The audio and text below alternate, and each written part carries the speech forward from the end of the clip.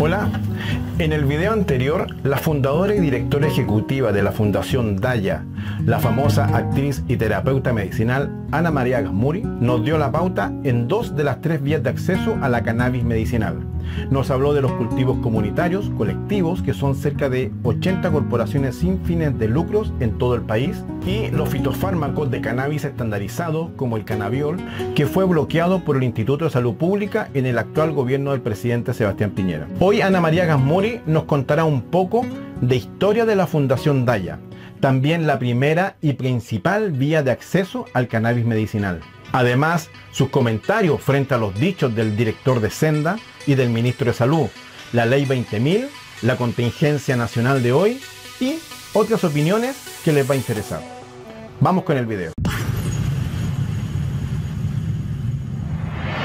Emplazando.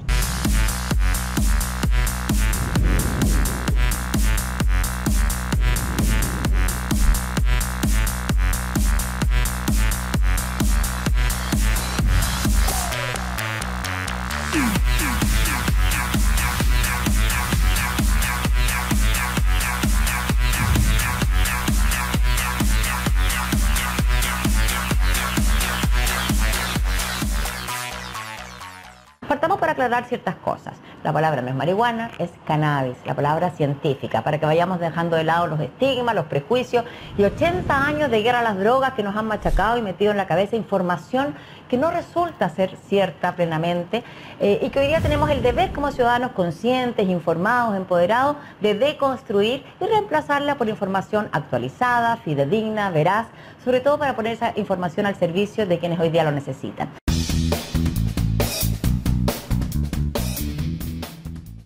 Es así como Fundación Daya comienza esta empresa, esta aventura, esta odisea de democratizar y abrir camino al acceso al cannabis medicinal.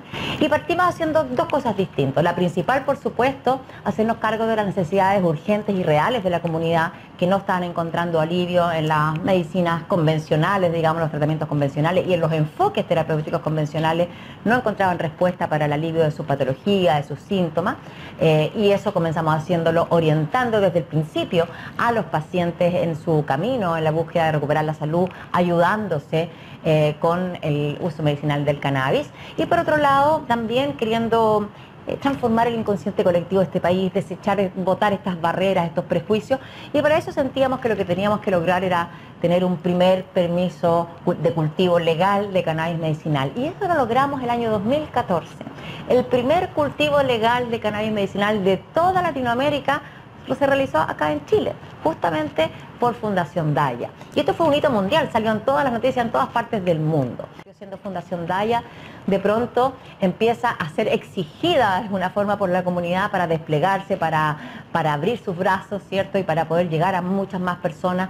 Y ahí también tomamos contacto con esta realidad de que tanto paciente en Chile que realmente se siente abandonado, humillado, dejado de lado por un sistema cruel, un sistema que olvida, un sistema que parece tener su foco puesto, ¿cierto?, en el dinero, en la codicia, en la rentabilidad, en atender rapidito y muchos pacientes en una sola hora y hacer que la cajita vaya funcionando, en vez de entender que en el acto terapéutico hay un encuentro humano, hay un vincularse, hay un mirarse a los ojos, hay un acompañarse, y que de ese proceso humanizado se abren nuevas posibilidades de búsqueda de bienestar y sanación.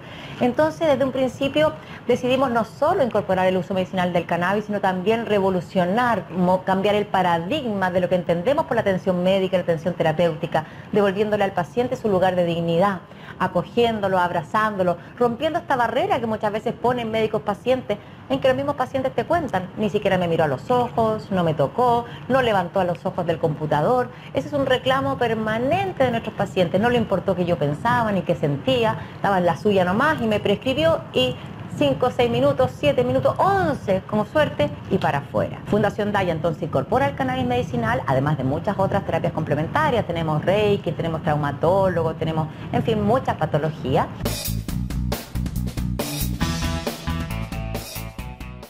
Entonces en este desafío gigante de alguna forma de poder transformar la mentalidad de nuestro país, cambiar este paradigma, nos propusimos también educar, además de atender pacientes, educar. Y es así como en estos 7 años de vida hemos hecho cientos de cursos, talleres, hemos formado nuevos médicos, nuevos profesionales de la salud en el uso medicinal del cannabis, hemos hecho 5 seminarios internacionales y hemos atendido más de 40.000 pacientes.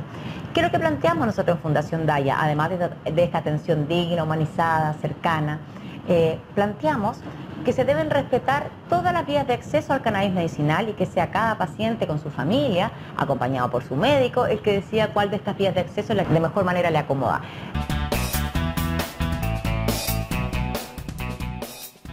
La primera y principal vía de acceso es el autocultivo, que está contemplado en la Ley 20.000 como una excepción. La Ley 20.000, la Ley de Drogas, lo que persigue es el tráfico, no así los usos personales. Y justamente está consignado en su artículo 4, 8 y 50, que está puesto como excepción, digamos, cuando esto es para un uso personal y particularmente para un uso medicinal en que ni siquiera es una falta, está totalmente contemplado. Entonces el autocultivo, podemos decir hoy día con certeza que es la principal vía de acceso en nuestro país y que aunque parezca dificultosa al principio, porque la gente dice, pero ¿cómo voy a aprender a cultivar? Yo tengo ya 60 años, 70 años, o mi mundo...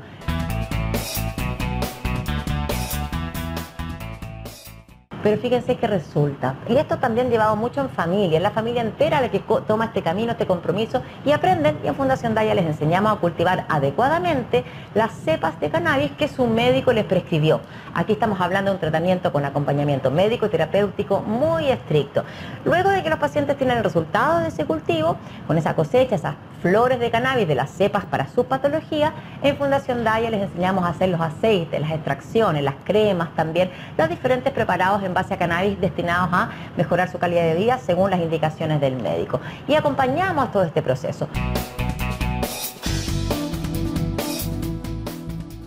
Por eso yo valoro tan inmensamente todos los medios alternativos, que son los medios que realmente reflejan la realidad, reflejan el sentir, que no están comprados o vendidos a otros grandes intereses.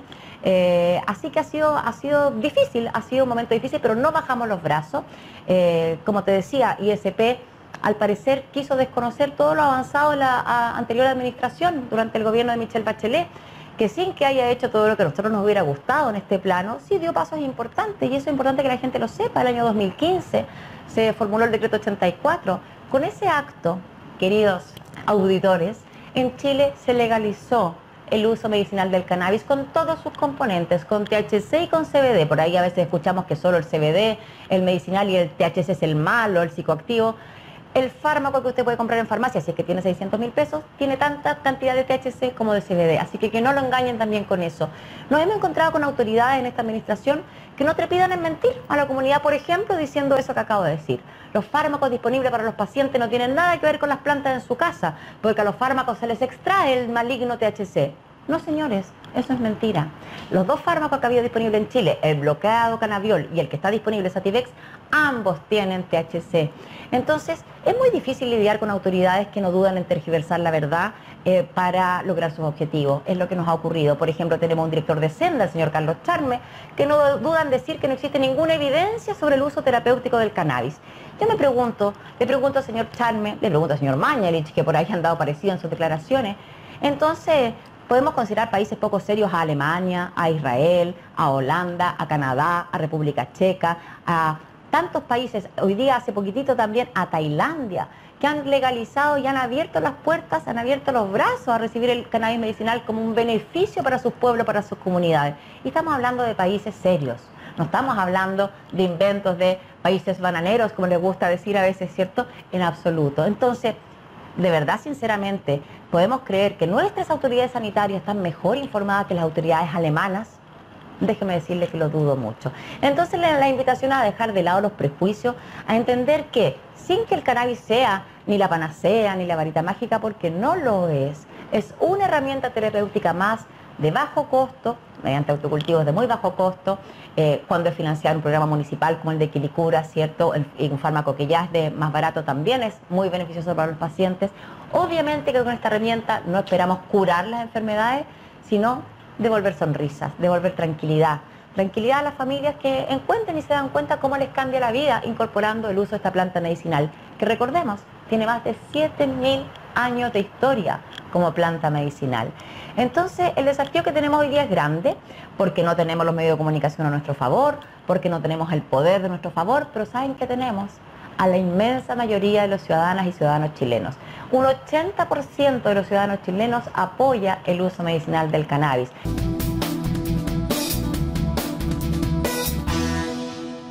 La ley cultivo seguro, la ley que pretendía no autorizar el cultivo, porque eso lo autoriza la ley 20.000, eso está autorizado.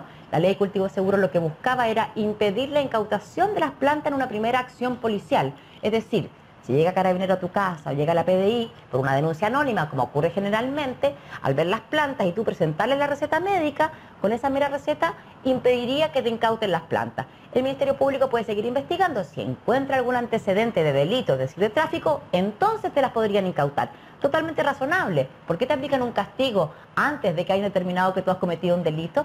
De eso se trataba la ley cultivo seguro, nada más que de eso. Se logró aprobar con un 88% de los votos en la Cámara de Diputados. Apabullante, es una tremenda y transversal apoyo.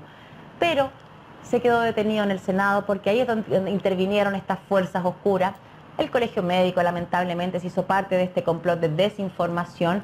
¿Por qué? Para frenar, por afanes políticos, frenar el avance de esta ley que permitiría garantizar de mejor manera el derecho que hoy día ya tienen los pacientes a cultivar sus propias plantas de cannabis. Y en ese escenario nos encontramos.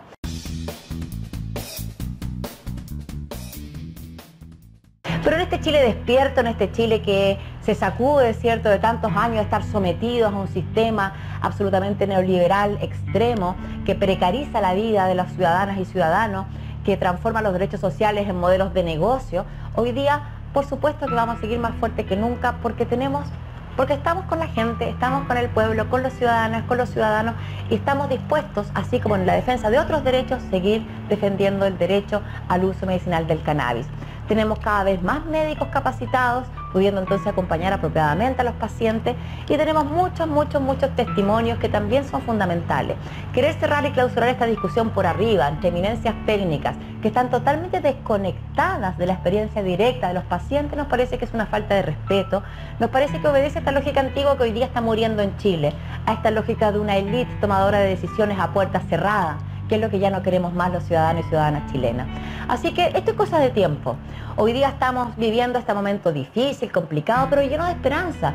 Es realmente que pensamos que tenemos la oportunidad de refundar nuestro país, de partir a partir de un nuevo pacto social, una nueva constitución, elegidos por representantes que nos representen a todos, ¿cierto? Por una asamblea constituyente, plurinacional, soberana, paritaria, ¿cierto? Es lo que necesitamos hoy día. Y en esa nueva construcción, por supuesto que el derecho a la salud debe ser contemplado como un derecho, no como un negocio, y debe abarcar y respetar y contemplar todas estas alternativas que están orientadas a mejorar la calidad de vida de los pacientes.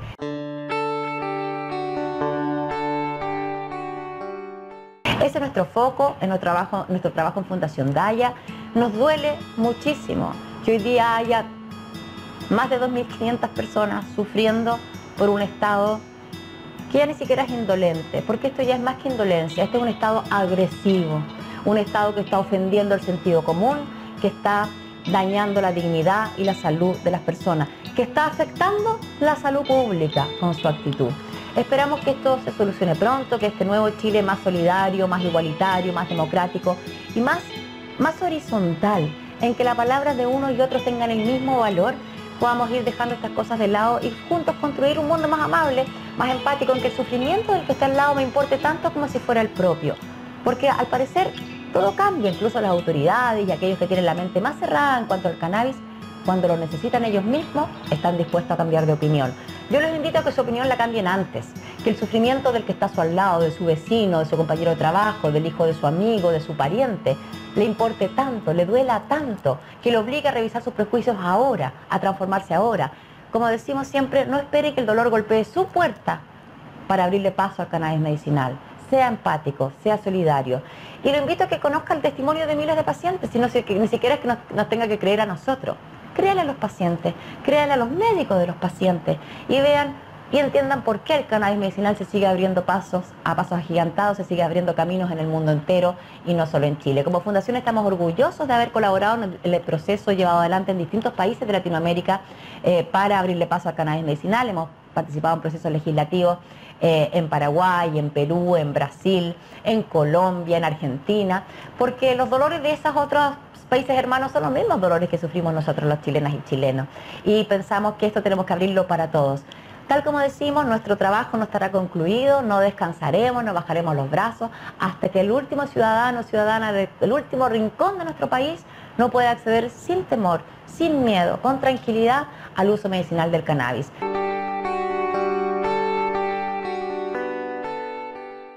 Tenemos la trágica situación de la persecución policial de quienes ejercen sus derechos al autocultivo, una situación cotidiana. Comentábamos, hoy día parte importante de nuestro tiempo laboral se va en trabajar para la defensa de estos pacientes, como elaborando informes médicos, yendo como testigos expertos, movilizando a nuestros médicos, a terapeutas, a mí misma, a estas audiencias para poder defender a los pacientes. ¿Y qué ocurre al final? Son sobreseídos, son declarados inocentes porque ¿qué dice la justicia? El paciente tenía razón. Su cultivo es lícito porque está justificado para un uso medicinal, para un uso personal, específicamente medicinal.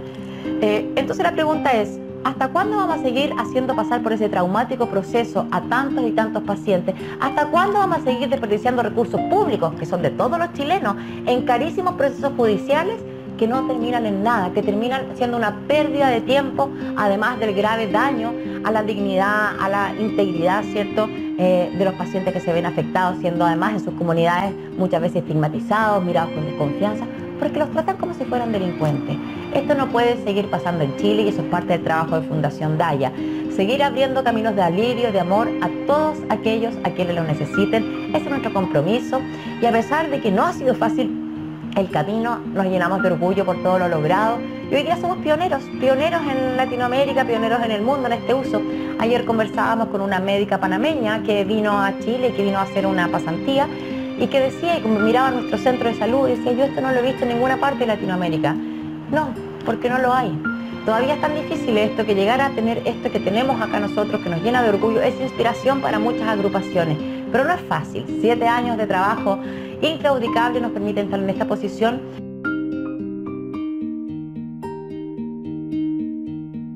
Pero una posición en que todavía dependemos muchísimo de la ayuda. Nosotros tenemos socios que nos aportan y estamos en un momento, en este minuto justamente revitalizando nuestra campaña de socios porque todo este ataque del Estado hacia nuestra contra también nos ha perjudicado en esos términos. Alguien que se ve tan conflictuado, tan señalado, puesto como entre la espada y la pared, hace, por ejemplo, que aportes internacionales que recibíamos que nos permitían fomentar la educación, generar atenciones gratuitas, hoy día ya no los recibimos. Y la situación económica se vuelve precaria, sobre todo cuando tenemos esta premisa de que a nadie que llegue a Fundación Daya por no tener recursos para pagar se le deja atender. 20% de nuestros pacientes se atienden de forma absolutamente gratuita. Y cuando hablamos de atender, hablamos de 1 hora de atención, no de los 15 minutos o 11 minutos que nos regala el sistema tanto público como privado, porque eso no es solo en el sistema público. Así que no bajamos los brazos, seguimos en nuestro empeño, nos hemos transformado en activistas de la salud, activistas de la dignidad, activistas del uso medicinal del cannabis con mucho orgullo, porque sabemos que podemos cambiar vidas y eso se transforma en un imperativo ético. ¿Cómo uno va a abandonar una misión? ¿Cómo va a bajar los brazos cuando sabemos que podemos estar impactando de manera tan potente a nuestra ya tan dolida y sufriente sociedad?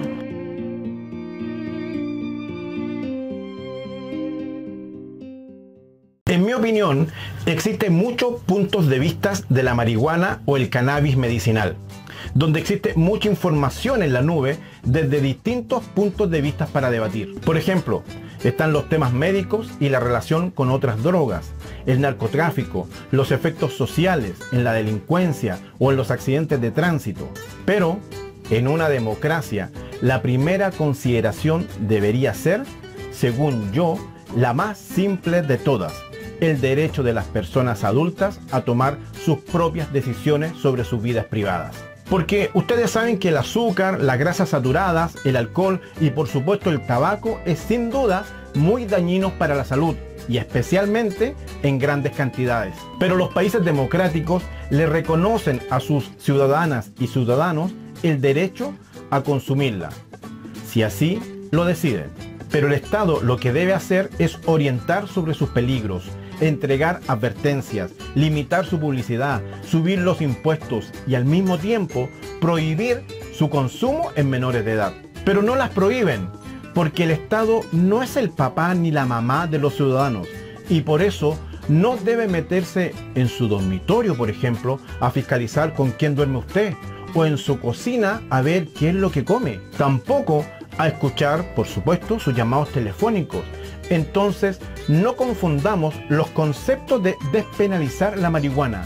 No significa que es buena, ni siquiera que es inofensiva. Simplemente significa reconocer un principio básico, que es que el Estado no tiene derecho a imponer conductas en el ámbito íntimo cuando ellas no afectan a terceros y que las personas adultas tienen todo el derecho a tomar sus propias decisiones, incluso aunque sean malas. Soy Robert Guevara, no olvides suscribirte y esto es Emplazando. Emplazando.